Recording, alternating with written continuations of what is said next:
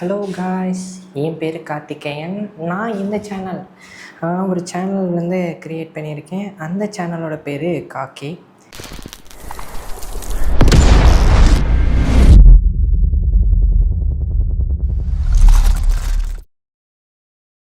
இந்த சேனல் ஏன் க்ரியேட் பண்ணேன்னா, ஃபர்ஸ்ட் ஆஃப் ஆல் என்னோடய லைஃப்பில் நடந்த சில இன்சிடென்ட்ஸை உங்கள்கிட்ட பகிர்ந்துக்கலாம். அதில் நடந்த சுவாரஸ்யமான நிகழ்வுகளை பகிர்ந்துக்கலாம். அதுக்கப்புறம் சின்ன சின்ன பொலிட்டிக்கல் சினாரியோஸ் நடந்தால் அதை ஷேர் பண்ணலான்னு சொல்லி இந்த சேனல் ஆரம்பிச்சிருக்கேன். அதில் செக்ஷனாக கதைப்போமான்னு ஒரு செக்ஷன் ஆரம்பிச்சிருக்கேன். அந்த செக்ஷனோட வேலை என்னென்னா, நான் படித்து வியந்த புக்குகளை உங்கள்கிட்ட கதையை மட்டும் ஷேர் பண்ணிக்கலான்னு சொல்லி ஒரு கண்டென்ட் ரெடி பண்ணியிருக்கேன். அதுதான் இன்றைக்கான வீடியோவில் பார்க்க போகிறோம்.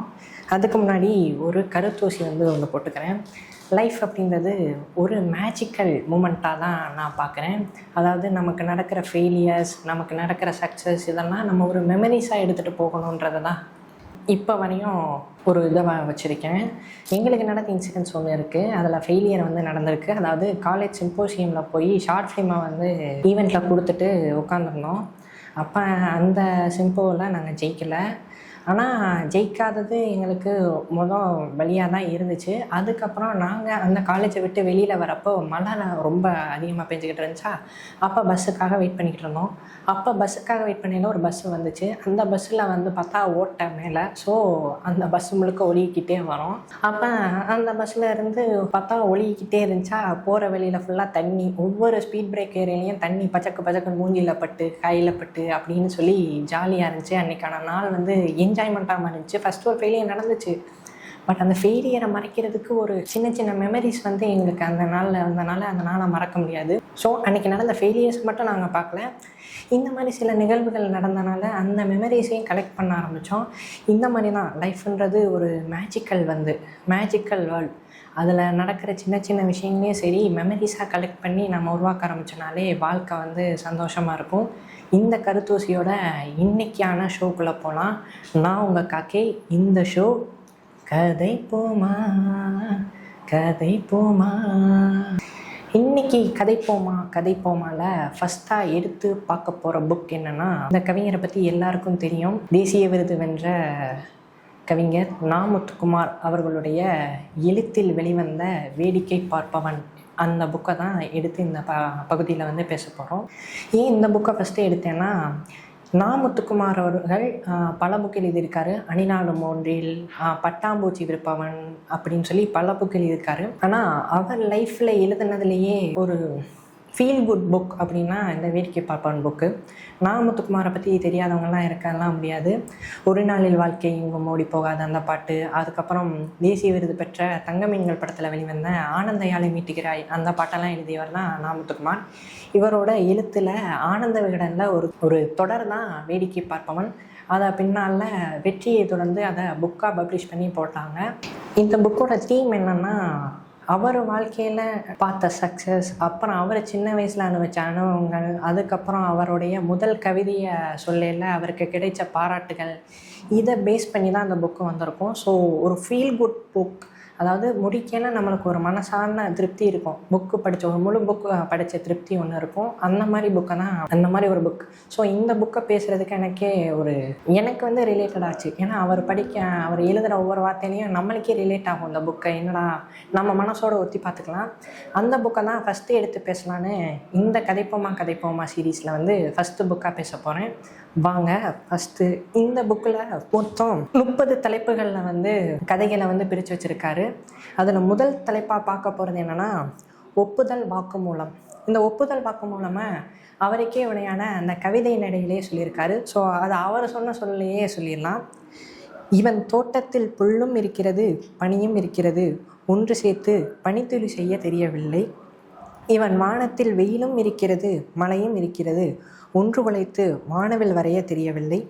இவன் கடலில் அலையும் இருக்கிறது, கரையும் இருக்கிறது, ஒன்று கலந்து கடந்து போக தெரியவில்லை.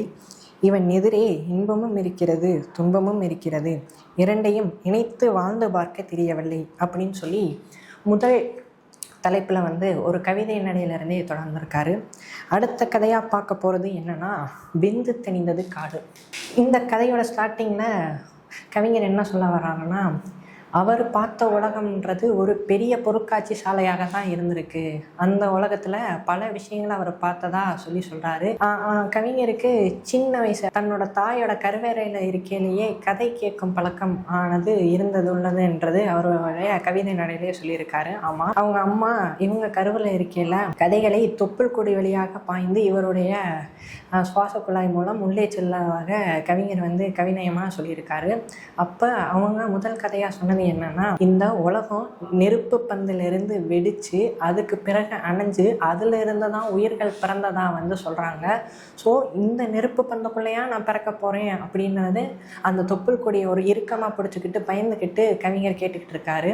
அதுக்கப்புறம் அவங்க அம்மாவுக்கு பிரசவ தேதி சொன்ன தேதியை தாண்டி இவர் வெளியில் வராமல் இருந்திருக்காரு. அப்போ அவங்க அம்மா இன்னொரு கதை சொல்கிறாங்க. சொல்லிக்கிட்டு இருக்கையிலே என்ன சத்தம் அப்படின்னு சொல்லி கவிஞர் கேட்கல. நம்ம வாழணும்னா காற்று ரொம்ப அவசியம், அதுதான் ரொம்ப முக்கியம்னு சொல்லல. தான் அம்மாவுக்கு காற்றை தந்து வெளியில் வந்திருக்காரு. வெளியில் வரையிலையும் மற்ற குழந்தைங்க மாதிரி தலை வெளியில் வராமல் காலை வச்சு இந்த உலகத்தை அப்படியே எட்டி வர மாதிரி வந்திருக்காரு. இதில் தான் அவருக்கு இப்போ காற்று அப்புறம் நிலத்துடைய கதைகள் தெரிந்ததாக கவிஞர் சொல்கிறாரு. அதுக்கப்புறம் நீரோட கதை தெரிஞ்சதே ஒரு தனி கதை. கவிஞரோட வீட்டில் அவங்க அம்மா பொண்ணாக பிறக்கணும்னு ஆசைப்பட்டிருக்காங்க. ஆனால் மாற்றி பையனாக பிறந்துட்டாரு. ஆனால் பொண்ணாக பிறந்தா கூட அவ்வளோ சந்தோஷமாக வந்திருப்பார் போல், பையனாக பிறத்துக்கு இஷ்டம் அப்படின்னு சொல்லி அவங்க அம்மா வருத்தப்பட்டிருக்காங்க. ஸோ எல்லார் வீட்லேயும் பொண்ணாக பிறந்திருந்தா எப்படியெல்லாம் அலங்கரிச்சிருப்பாங்களோ அதே மாதிரி தான் கவிஞரையும் அலங்கரித்து ரிப்பன்லாம் கட்டி விட்டு பட்பாவெல்லாம் போட்டு விட்டு அனுப்பிச்சிருக்காங்க. கவிஞர் உடனே நகர்வலத்தை தொடங்கியிருக்காரு. நகர்வலம்னா ஒன்றும் ஊரா சுற்றிலாம் இல்லை, அவங்க ஊருக்குள்ளே இருக்கிற அந்த நீர்நிலைகளான குட்டமான அந்த மாதிரி இருக்கிற ஒரு நீர்நிலையான குட்டைக்கு பக்கத்தில் போய்கிட்டு வந்திருக்காரு. திடீர்னு பார்த்தா அந்த தண்ணிக்குள்ளே இறங்கி போகல அந்த தண்ணி உள்ளே இழுத்துருச்சு. என்னன்னா போன பையனை என்ன காணுமேன்னு சொல்லி அவங்க அம்மா தற்செயலாக பின்னாடி இருக்கிற குட்டையில் போய் பார்ப்போன்னு போய் பார்த்தா அந்த ரிப்பன் மட்டும் மிதந்து வந்திருக்கு. உள்ளே போய் இறங்கி தூக்கிட்டு வெளியில் போடலை. இந்த வானம் பார்த்தவரை பார்த்து சொல்லியிருக்கு, நீ இந்த பிரபஞ்சத்தில் வந்துள்ளாய், இந்த பஞ்சபூதங்களும் உனக்காக பிறந்துள்ளன, ஸோ இன்னும் வரதுக்கு நீ காலம் இருக்குது, இப்போ வர வேணான்னு சொல்லி அப்படியே அவருடைய மொழிப்பு வந்திருக்கு. இப்படி தான் அவருக்கு நீரோடைய கதையை தெரிந்ததாக கவிஞரை அவருடைய ஓமையிலேயே கூறுகிறார். அதன் பிறகு எப்பயும் போல் கவிஞரை காலையில் பண்ணி மாட்டு வண்டியில் ஏற்றிட்டு இவங்க அம்மா எப்பயும் போல் இருக்கையில் மத்தியான வேலையில் இறந்துடுறாங்க. இந்த நியூஸ் கவிஞருடைய ஸ்கூலில் இருக்கிற ஆயா சொல்லல, அவங்க அம்மா இறந்துட்டாங்கன்னா அவனை கூட்டிகிட்டு போக ஆள் வந்திருக்குன்னு சொல்லி கவிஞரை கூட்டிகிட்டு போக ஆள் வந்திருக்காங்க.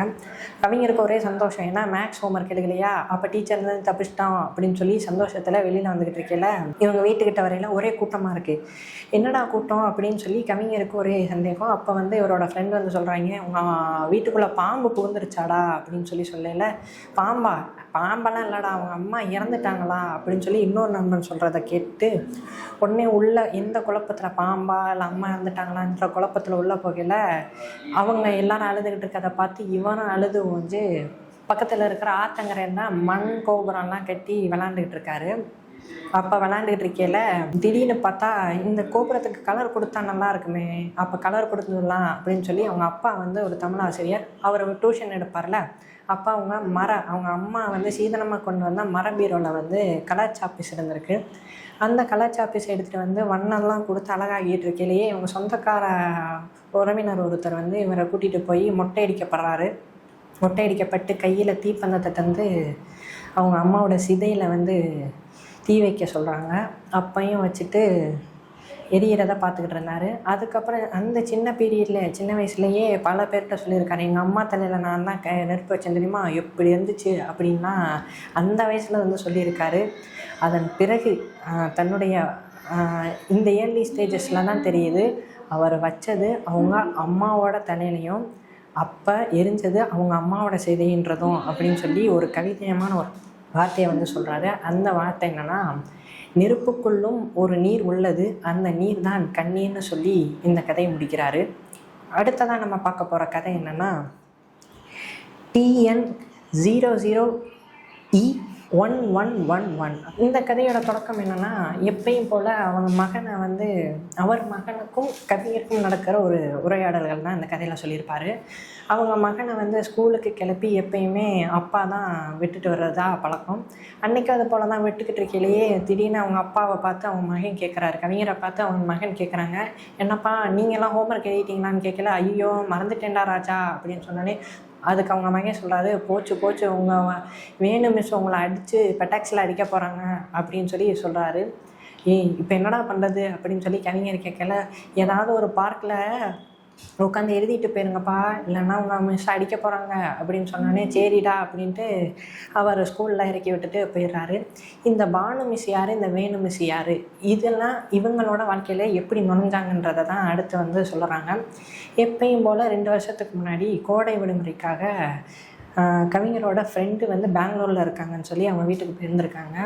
அங்கே இருக்கிற பசங்க இருக்காங்கள்ல, அவங்க கூட கவிஞருடைய மகன் வந்து விளையாடி ஆடி பாடி அழகில்லா விளையாட்டை விளையாடுறதுனால அன்னைக்கு காலம் போயிடுச்சு. அதுக்கப்புறம் திருப்பி லீவு முடிஞ்சு வீட்டுக்கு தானே வரணும். வீட்டுக்கு எப்பயும் போல் விடுமுறை முடிஞ்சு வீட்டுக்கு போவாங்களே, அப்போ போகல நான் வந்து ஸ்கூலுக்கு போக மாட்டேன்ப்பா, நான் வீட்டிலையே இருக்கேன், வாங்க நம்ம ஊருக்கே போவோம் திருப்பி அப்படின்னு சொல்லி அவங்க மகன் சொல்லலை.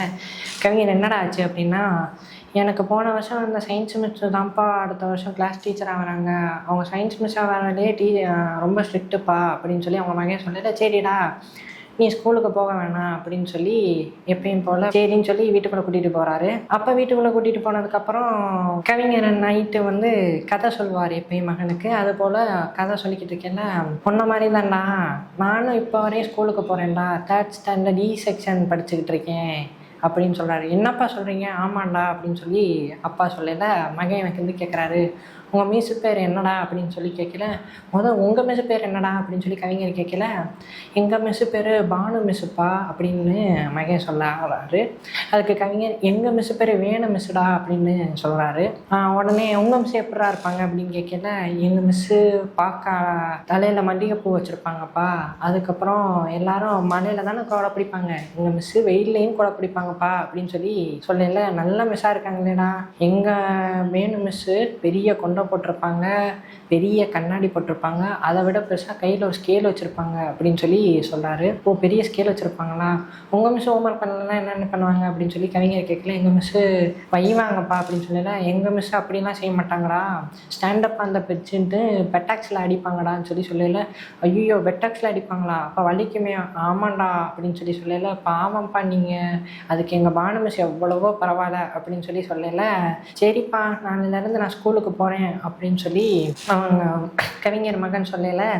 இப்படி தான் பானு மிஸ்ஸோட சாதனைகளும் வேணு மிஸ்ஸோட வேதனைகளையும் கவிஞருடைய அந்த படுக்கை அறையில் ஓவியமாக தீட்டப்பட்டுக்கிட்டு இருக்கு. அடுத்தடுத்த நாளில் ஒரு நாள் கவிஞர் வந்து பாடல் பதிவை முடிச்சுட்டு எப்பயும் போல் வீட்டில் வந்து தூங்கிட்டு இருக்காரு. திடீர்னு பார்த்தா அவங்க மகன் வந்து எழுப்புறான். அப்பா அப்பா அப்பா உங்களை பார்க்க யாரோ வந்திருக்காங்க பாருங்க, யார் பாருங்க, அப்போ யார் பாருங்கன்னு சொல்லி கொள்ள. யாருடா அப்படின்னு சொல்லி பார்க்கல. வேணு மிஸ்ப்பா, வேணு மிஸ்ஸா அப்படின்னு சொல்லி அவரும் எந்திரிச்சு போய் பார்க்கல. சோஃபாவில் பார்த்தா அந்த கதையில் வந்து வேணு மிஸ் வந்து உட்காந்துருக்காங்க. திடீர்னு அந்த வேணு மிஸ் எழுந்திரிச்சு, என்ன முத்துக்குமரன் நேற்று ஏன் ஸ்கூலுக்கு வரல அப்படின்னு சொல்லி கேட்கல. அம்மா அப்பா நேற்று ஸ்கூலுக்கு போகாமல் வேற எங்கேயோ போயிருக்காரு அப்படின்னு சொல்லல. அவங்க அம்மா வந்து வேணு மிஸ்ஸுக்கு வந்து டீ கொடுக்குறாங்க. முடிச்சுட்டு கிளம்பெல்லாம் என்ன சொல்கிறாங்கன்னா, நாளையிலேருந்து ஒழுங்காக ஸ்கூலுக்கு வரணும், இல்லைன்னா ஸ்டாண்டப் அந்த பெஞ்சுன்னு பெட்டாக்ஸில் அடிப்பேன் பார்த்துக்கோ அப்படின்னு சொல்லிட்டு வெளியில் போயிடுறாங்க. இவர் லிஃப்ட்டுக்கிட்ட போகையில் அவங்க கூட போயிடுறாரு. போயிட்டு ஏங்க நானே என் மகனுக்காக சொன்ன ஒரு பொய் கதைங்க அப்படின்னு சொல்லல. அதுக்கு அந்த வேணு மிஸ் சொல்கிறாங்க, நீ ஒரு கவிஞர், நீ கதையாக சொன்னாலும் அந்த கதையில் உள்ள கதாபாத்திரத்துக்கு உயிர் வந்து முளைக்க ஆரம்பிச்சிடும். ஸோ உன்னோட மகனுக்கு இந்த மாதிரி அபத்தமான கதைகளை சொல்லாத அப்படின்னு சொல்லிட்டு அவங்க ஸ்கூட்டியை தேடி அலைஞ்சு அந்த ஸ்கூட்டியிலேருந்து மறைஞ்சு போயிடுறாங்க. கதையில் சொன்ன அதே ஸ்கூட்டி என்னான TN00E 1111 அப்படின்னு சொல்லி முடிக்கிறாரு. அப்புறம் தான் அவருடைய மகனுக்கு காடி என்ன தான் ஊரை விட்டு தூரமாக இருந்தாலும் சிங்கப்புலி கதையை மட்டும் சொல்கிறதே இல்லைன்னு சொல்லி இந்த கதை வந்து முடியுது. அடுத்து நம்ம பார்க்க போகிற கதை என்னன்னா, நட்சத்திரங்களின் தேசம். அம்மா இறந்ததுக்கு பிறகு கவிஞர் வந்து அப்பாவோட கையை பிடிச்சி தான் வளர ஆரம்பிக்கிறாரு. அப்பாவுடைய அந்த நிழலில் தான் வளர ஆரம்பிக்கிறார். அப்போ அவங்க இருந்த வீடுன்றது காஞ்சிபுரம் தான் அவங்க ஊர். ஸோ அவங்க வீடுன்றது ஒரு சின்ன குடிசையில் தான் தங்குறாங்க. எப்படி பார்த்தாலும் அந்த குடிசையில் இருக்கிறது கரியடுப்பு. அந்த கரியடுப்போட புகையில தான் அவங்க கணக்கு, அந்த பால் கணக்கு, அந்த மளிகை சாமான் கணக்கெல்லாம் எழுதி வச்சுருக்காங்க. வீட்டுக்கு இத்தனைக்கும் கதவே கிடையாதா. அவங்க வீட்டில் எப்படின்னா, அவங்க அப்பா வந்து ஒரு தமிழாசிரியர்னால 1,00,000 புத்தகங்களுக்கு மேலே அவங்க வீட்டில் இருந்ததாக சொல்கிறாரு. அந்த புத்தகத்தை நைட்டு கதவுக்கு அதாவது கதவு மாதிரி ஒரு இது போட்டு அதில் முட்டு கொடுத்து தான் அவங்க அப்பா வந்து தொகுப்புறாரு. ஏன்னா புக்கெல்லாம் திருடே வரமாட்டான்றது அந்த காலத்துலேருந்தே அவங்க அப்பாவுக்கு அவ்வளோ பெரிய நம்பிக்கை. இவங்க அப்பா வந்து சிற்றிதழ், இது வார இதழ், மாத இதழ், வருட இதழ், இந்த மாதிரி நிறைய ஆர்டர் போட்டு வாங்கி படிக்கக்கூடிய ஆள். அந்த மாதிரி படிக்கிறதுல தான் கவிஞருக்கும் அதை எடுத்து படிக்கையில் தான் வாசிப்புன்ற ஒன்றே தொடங்கியிருக்கு. இப்படி தான் அவரும் வாசிக்க தொடங்கியிருக்காரு. இப்போ வந்து ஃபேமஸ் வந்து நிறைய காமிக்ஸ் இருக்கும். இப்போ வந்து குழந்தைகளுக்கான காமிக்ஸ் வந்த பொற்காலம், பாலமித்ரா, லைன் காமிக்ஸ், முத்து காமிக்ஸ்னு குழந்தைகள் காமிக்ஸ் வந்த அந்த பீரியட்னால பல காமிக்ஸை படிச்சிருந்திருக்காரு. இப்படி தான் அவருடைய தாயின் வாசத்தை மறைந்து புத்தகத்தின் தீவுக்குள் பயணிக்க ஆரம்பித்திருக்கிறார். அப்போலாம் கோலி, கில்லி குதிரை, கில்லி அந்த மாதிரிலாம் விளையாடுவாங்கள்ல. அப்படி விளையாண்டுட்டு இருக்கையில் இவங்க அப்பா வந்து ஒரு 10 புத்தகத்துடைய லிஸ்ட்டையும் அந்த புத்தகங்களையும் அவர்கிட்ட கொடுத்து, இந்த லீவில் நீ படித்து முடிக்க வேண்டிய புத்தகங்கள்னு சொல்லி கொடுக்குறாரு. அந்த புக்கோட லிஸ்ட் என்னென்னா, ஓவே சாமிநாதன் அவர்கள் எழுதிய என் சரித்திரம், அப்புறம் பகத்சிங் எழுதிய நான் ஏன் நாத்திகன் ஆனேன், அப்புறம் மகாத்மா காந்தியின் சத்திய சோதனை, அதுக்கப்புறம் லியோ டால்ஸ்டாயின் போரும் அமைதியும், அதுக்கப்புறம் தஸ்வாஸ்கியின் குற்றமும் தண்டனையும், அதுக்கப்புறம் உலகம் சுற்றிய ஏகே செட்டியாரின் பயண கட்டுரைகள், அதுக்கப்புறம் ஜான் ரீட் அவர்கள் எழுதிய உலகத்தை உலுக்கிய அந்த 10 நாட்கள், அதுக்கப்புறம் சுத்தானந்த பாரதியார் மொழிபெயர்த்த ஏழைப்படும் பாடு, அப்புறம் ராபின்சன் குருசோவின் தன் வரலாறு, அதுக்கப்புறம் ஹேமிங்கோவின் கடலும் கிழவனும் அப்படின்ற ஒரு 10 புக்கை கொடுத்து அந்த புக்கையோட லிஸ்ட்டு அதோட புக் அப்படின்னு கொடுத்துட்டு கிளம்பி இந்த புக் அந்த லீவில் படி அப்படின்னு கொடுத்துட்டு போகிறாரு. இவர் வந்து முதல் ராபின்சன் குருசோவின் தன் வரலாறு அந்த புக்கை எடுத்து அந்த புக்கை வச்சு அந்த புத்தகம் என்னும் தீவுக்குள் நுழைய ஆரம்பிக்கிறார். இப்பையும் எடுத்துக்கிட்டிங்கன்னா அவர் மனைவி வந்து வைவாங்க நைட்டு நேரம் படிச்சுக்கிட்டு இருப்பாரா, என்ன இந்த நைட்டில் படிச்சுக்கிட்டு இருக்கீங்க, ஒழுங்காக தூங்குங்கன்னு சொல்லல தன்னோட கண்ணெல்லாம் கசக்கிட்டு படிச்சுக்கிட்டு இருப்பார். தூக்க கலக்கத்தோடையும் படிப்பார். குறைந்தது ஒரு 4 மணி நேரம் படித்தாதான் அவருக்கு திருப்தியாக இருக்கும்.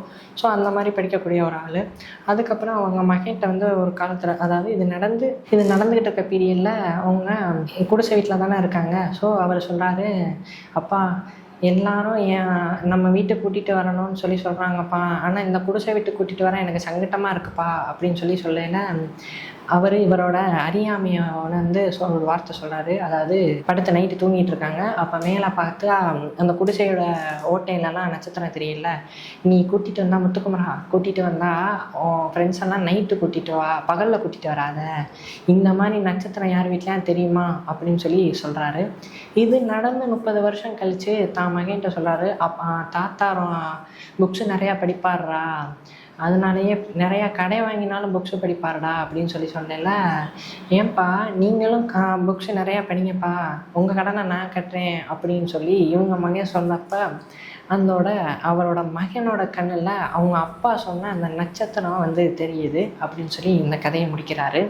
அடுத்து நாம் பார்க்க போகிற கதை என்னென்னா, பசி எனும் பெரும் தீ. அப்படின்னா எப்படி இந்த கதை ஆரம்பிக்குதுன்னா, காஞ்சிபுரத்தில் இருக்கிற ஒரு இங்கிலீஷ் கான்வென்ட் பள்ளியில் தான் கவிஞர் அவர்களை வந்து 10ஆம் வகுப்பிற்கு பிறகு என்னதான் இவங்க அப்பா தமிழாசிரியராக இருந்தாலும் இவர் படித்த பள்ளி வந்து இங்கிலீஷ் கான்வென்ட்டாக தான் இருந்திருக்கு. அது ஏன் அந்த முறை நடந்ததுக்குன்னு தெரியல. அவங்க அம்மா வந்து சென்னையில் வேலை பார்த்தப்ப நர்சிங் பள்ளியில் தான் வேலை பார்த்துருக்காங்க. ஸோ அந்த வற்புறுத்தல் காரணமாக கூட அப்பா சேர்த்துருக்கலாம் அப்படின்னு சொல்கிறாரு. அப்படி படித்த அந்த ஊரில் எல்லாரும் ஆங்கில பள்ளியில் சேர்க்கணுன்றது தான் பல பெற்றோர்களோட கனவாக இருந்திருக்கு. அந்த கனவுல தான் இவங்க அப்பா அம்மாவோட கனவுல தான் கவிஞர் அவர்களும் இங்கிலீஷ் கான்வென்ட்டில் படிச்சிருக்காரு. அந்த ஸ்கூலை பற்றி சொன்னோம்னா அது ஒரு திறந்த வெளி சொர்க்கம்னு சொல்கிறாரு கவிஞர் அவர்கள். அவரோட பள்ளி சுவற்றில் வந்து காரல் மார்க்ஸும் விவேகானந்தரும் சிரித்தபடி இருப்பதாக சொல்லி அவருடைய பள்ளியை வந்து விவரிக்கிறார். அப்போ அந்த ஸ்கூலை நடத்தி வந்தவர் பேர் யாருன்னா நடராஜன் மாஸ்டர் தான் அப்போ ஹெட் மாஸ்டராக இருந்திருக்காரு. ஸோ அதையும் வந்து சொல்கிறாரு. அப்போ வந்து இவரோட ஸ்கூல்ன்றது கொஞ்சம் தூரம் தள்ளி, இவங்க ஊர்லேருந்து கொஞ்சம் ரொம்ப தூரம் போகணும். அப்படி இருக்கிறதுனால 10 ஊரை தாண்டி தான் போகணும். அப்போ வந்து மாட்டு வண்டியில் தான் அவங்க வந்து காலையில் பயணிக்க வேண்டியதாக இருக்கும். காலையில் 9 மணிக்கு கிளம்புனா 10 மணிக்கு தான் ஸ்கூலில் ரீச் ஆக முடியும். அந்த மாதிரி ஒரு பயணத்தில் தான் போக முடியும் ஸ்கூலுக்கு. அப்படி தான் அன்றைக்கி காலையில் எப்பயும் கூட வேண்டிய தாத்தா வராமல் ஒரு 25 வயசு வாலிபர் ஒருத்தர் வந்திருக்காரு. அவர் வந்து இவன் வந்து நின்னோடனே மாட்டை பார்த்து ஒரு முறைக்கிறாரு. மாடு பார்த்தா வாழை தூக்கிட்டு சாணியை போடுது. அந்த ஒரு காட்சின்றது கவிஞருக்கு அவரை பிடிச்சிட்டு போயிடுது. சரி ஏறி உட்காரையில் அவர் வந்து பட்லர் இங்கிலீஷில் வந்து இவர்கிட்ட கேட்குறாரு, வாட் இஸ் யுவர் நேம் அப்படின்னு சொல்லி கேட்கல. மை நேம் இஸ் முத்துக்குமரன் அப்படின்னு சொல்லி சொல்கிறாரு. My name okay my name is சேகரண்ணா, கூப்பிடு சேகரண்ணா அப்படின்னு சொல்லி சொல்லலை. ஓகே சேகரண்ணா அப்படின்னு சொல்லி ஏறி போகிறாரு. இன்றைக்கி வரைக்கும் அந்த அன்னைக்கு நாளில் நடந்த அந்த பயணத்தை வந்து கவிஞரால் மறக்கவே முடியாது. அந்த மாதிரி பக்கத்தில் இருக்கிற பக்கத்து ஊரில் இருக்கிற எல்லா குழந்தைங்களையும் கூட்டிகிட்டு பள்ளியை நெருங்கிறதுக்கு கொஞ்சம் தூரத்துக்கு முன்னாடி இருக்கிற கருவேலங்காட்டில் வந்து வண்டி நிற்கிது. திடீர்னு சேகரண்ணா திரும்பி எல்லாரோட டிஃபன் பாக்ஸ்லேயும் எனக்கு கொஞ்சம் சாப்பாடு கொடுங்க, அண்ணனுக்கு பசிக்கும்ல அப்படின்னு சொல்லி கேட்கல. எல்லாரும் தயங்கி டிஃபன் பாக்ஸ் எண்ணிட்டாங்க. ஒருத்தர் டிஃபன் பாக்ஸில் இட்லி இருக்குது, ஒருத்தர் டிஃபன் பாக்ஸில் பூரி இருக்குது. எல்லாத்துலேயும் கொஞ்சம் சாப்பிட்டுட்டு அண்ணன் போய் பக்கத்து ஏரி ஆற்றுக்கிட்ட போய் பீடி அடிச்சுட்டு வெளியில் வந்துருக்காரு அந்த பீடி மானசத்தோட. அப்புறம் வண்டியில் ஏறி இதை யார்கிட்டையும் சொன்னீங்கன்னா ஐ வில் கில் யூ அப்படின்னு சொல்லல, ஏன் சொல்ல மாட்டோன்னு சொல்கிறாங்க. அதுக்கப்புறம் இது தொடர்ந்து 6 மாதம் நடந்துக்கிட்டே இருக்குது. கவிஞருடைய ஆயா வந்து சைவம்னால அவங்க வீட்டில் அதிகபட்சமாக எடுக்கிற அசைவ உணவு என்னென்னா முட்டை. அதுவும் 6 மாதத்துக்கு ஒருக்கா. அதுவும் அவங்க ஆயா வந்து ஊருக்கு போகையில் தான் நடக்கும். ஆனால் அன்றைக்கின்னு பார்த்து பக்கத்து வீட்டு மாமி வந்து இன்றைக்கி ஏலத்தில் வந்து மீன் நிறையா கிடச்சிச்சு, ஸோ உங்களுக்கு ஒரு டிஃபன் பாக்ஸ் கொடுக்குறோன்னு சொல்லி கொடுக்கல. அவருக்கு வந்து மீனுன்னு எழுதி கொடுத்தாலே சாப்பிட்ற அளவு இருப்பார். இன்றைக்கி மீனே கிடச்சிருக்கான்னு திறந்து பார்க்கல 4 மீன் துண்டும் மீன் குழம்பு சாப்பாடும் இருந்திருக்கு. சேகரன் எடுத்தது 2 போக மிச்சம் 2 நம்மளுக்கு கிடைக்கும் அப்படின்ற நம்பிக்கையில் வண்டியில் ஏறி உட்காந்து அன்றைக்கி பயணம் போகுது. கருவேலங்காட்டில் வண்டி நிற்கிது. சேகரண்ணா வந்து அதாவது கவிஞர்கிட்ட வந்து டிஃபனை கேட்குறாரு. கவிஞரும் தவிங்கியபடி குடிக்கல. என்னடா மீன் குழம்பா, ரொம்ப பிடிக்கும்டா அப்படின்னு சொல்லி சாப்பிட்றாரு. 1 துண்டு 2 துண்டு 3 துண்டுன்னு 4 துண்டு போயிடுச்சு. கவிஞருக்கு ஒரே ஏமாற்றம். என்னடா அது 4 தொண்டையும் சாப்பிட்டுட்டாரே அப்படின்ற ஒரு வெறுப்புணவில் அன்றைக்கி ஸ்கூலில் வண்டி நிற்கிது. எப்பயும் போல் போகல. நடராஜர் மாஸ்டர் வந்து தலைமை சீரியலில் அவரோட வாசலில் வந்து கவிஞர் நின்றுட்டு உங்கள்கிட்ட ஒன்று பேசணும் சார் அப்படின்னா, என்னடா பேசணும் அப்படின்னு கேட்கல. நடந்த கதையெல்லாம் சொல்கிறாரு. அடுத்த நாள் பார்த்தா அந்த சேகரண்ணா வந்து அந்த மாட்டு வண்டியில் வரல. எப்பயும் போல் தாத்தா தான் வராரு. இது நடந்து பல காலங்கள், அதாவது பாலிய காலத்தில் வந்து ஃபஸ்ட் டே ஃபஸ்ட் ஷோ போகிறது கவிஞரோட இயல்பு. அன்றைக்கி வந்து அவங்க ஃப்ரெண்ட்ஸோடு வந்திருக்காரு. அப்போ க்யூவில் நின்று தானே டிக்கெட் வாங்கணும். அந்த க்யூவில் வந்து அந்த சேகரண்ணா மாதிரி ஒருத்தர் நிற்கான்னு பார்த்தா அந்த சேகரண்ணா தான். ஆமாம் சேகரண்ணா எப்படிலாம் இருக்கீங்க, நான் முத்துக்குமரன், உங்கள் மாட்டு வண்டியில் வருவேனே, தம்பி ஞாபகம் இருக்குது தம்பின்னு சொல்லி ஆனால் புரிஞ்சுக்கிறாரு. அப்போ கவிஞர் வந்து மன்னிப்பு கேட்குறாரு. ஏதோ கோபத்தில் பண்ணிட்டேன்னா, தெரியாமல் பண்ணிட்டேன் அப்படின்னு சொல்லல. அடவு தம்பி, நான் தான் உங்கள்கிட்ட மன்னிப்பு கேட்கட்டும், ஆனால் உங்களுக்கு என் கதை தெரியாதுல்ல. அந்த ஒரு வேளை தான் நான் சாப்பிடுவேன். என்னை நம்பி 6 உசுறு வீட்டில் இருக்குது தம்பி. நைட்டெல்லாம் தண்ணி குடிச்சிட்டு தான் படுப்பேன். அந்த ஒரு வேளை சாப்பாடு தான் நான் சாப்பிட்ற உணவு. அதுக்கப்புறம் வேலை போயிடுச்சு தம்பி. அதுக்கப்புறம் ரோடு போடுற வேலை, வீடு ரோட்டை சுத்தம் பண்ணுற வேலை. இப்போ ஒரு கம்பெனியில் வாட்ச்மேனாக தான் இருக்கேன் தம்பி. பணத்துக்கும் பசிக்கும் பஞ்சமே இல்லை. ஆனால் உங்களுக்கு பண்ண பாவத்துக்கு தான் என்னால் பிராய்ச்சம் தேட முடியல. ரோட்டில் ஏதாவது குழந்தைங்க இருந்துச்சுன்னா அதுக்கு ஐஸ் வாங்கி கொடுத்து தான் என் பாவத்தை போக்கிட்டு இருக்கேன்னு சொல்லலை. அவங்க ஃப்ரெண்ட்ஸ் வந்து ஷோக்கு நேரம் ஆயிடுச்சுடா வாடா அப்படின்னு சொல்லி கூட்டிகிட்டு போயிடுறாங்க. அதுக்கப்புறம் இன்டர்வல் பிளாக்கில் இவருடைய இருக்கையை தேடி வந்து சேகரண்ணா வந்து ஒரு ஐஸ்கிரீமும் பாப்கார்ன் பாக்கெட்டையும் நீட்டுறாரு. அப்போ ஏன்னே அதெல்லாம் அப்படின்னு சொல்லி அந்த கவிஞர் கேட்கல. இல்லை தம்பி, என்னோடய மனசு திருப்திக்காக வாங்கிக்கோப்பா அப்படின்னு சொல்லி கொடுக்கல. பாப்கார்னை வந்து ஃப்ரெண்ட்ஸ்கிட்ட கொடுத்துட்டு அந்த ஐஸ்கிரீமை வந்து சாப்பிடல. அந்த ஐஸ்கிரீமில் வந்து மீன் மாதம் வந்து வந்திருக்கு அப்படின்னு சொல்லி இந்த கதையை முடிக்கிறாரு. இந்த கதை பிடிச்சிருந்துச்சுன்னா இந்த சேனலை சப்ஸ்கிரைப் பண்ணுங்கள். வணக்கம்.